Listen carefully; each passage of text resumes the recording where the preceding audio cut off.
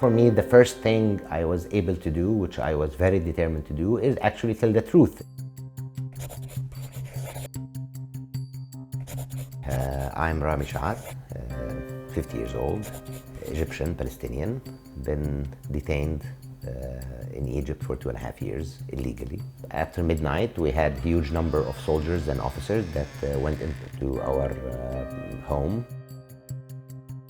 Searched our home not very seriously, but they confiscated so many different things, computers, telephones, lots of documents, lots of books. Meanwhile, they informed us that my wife will be deported outside the country with absolutely no reason given, no justification, and no document. She was given 5 minutes to pack a bag. Then they took us both, me to their main state security offices in Abbasiyah, and my wife to the airport. That night, I was taken to the state security offices. I was blindfolded, handcuffed, and attached to a wall. I was left there for 2 days. And then I was asked or accused that I'm being a part of a terrorist organization. And I laughed at that, of course, and I said, what terrorist organization am I part of? I said, we cannot give you the name. I was asked about my opinion of the revolution and who did I vote for. I was not asked anything related to any actual accusations. So in reality, neither officially or non-officially, I was told why am I arrested. Definitely my participation in 2011 revolution and again my founding of the BDS movement in Egypt were two important factors, but I think the final part is my very vocal criticism of the Egyptian participation in the deal of the century. So I was preparing myself mentally for a long battle and preparing myself mentally to keep strong, keep surviving in this place. I discovered that people are usually handcuffed, blindfolded, and attached to the wall and are numbered, and they're put in huge areas with hundreds of them on the floor, not allowed to speak to each other and only identified by number. And people get disappeared there for days, weeks, months, in some cases years, without anybody knowing them.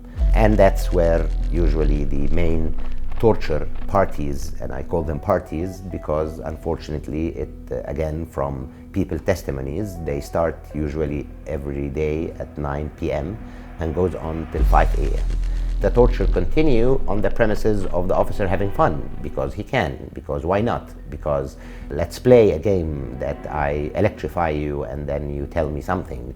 And then if I electrify twice, you say it twice, and so on, and the game continues because they are unaccountable for their crimes against detainees.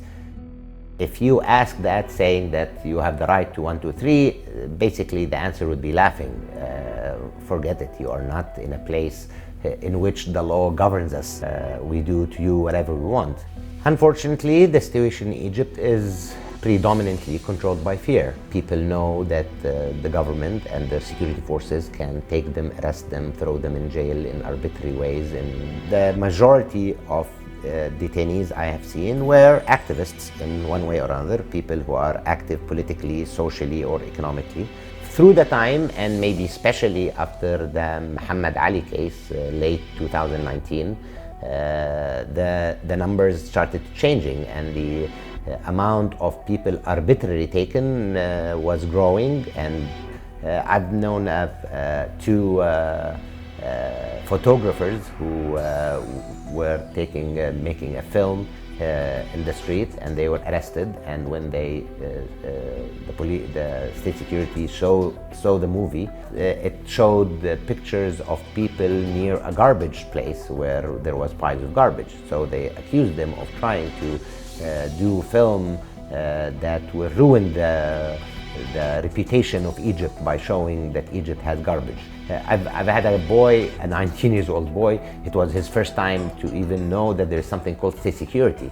He was arrested because he was going to a football game with friends, and they arrested all of them because they were worried of ultras and were attacking football fans. And those people are all being arrested supposedly as terrorists and being sent to jail on terrorist accusations. 60,000 Egyptian detainees in the majority based of their being opposition to the regime, or even at many points just voicing an opinion that might contradict to the regime policy, that was enough for them to be taken as terrorists.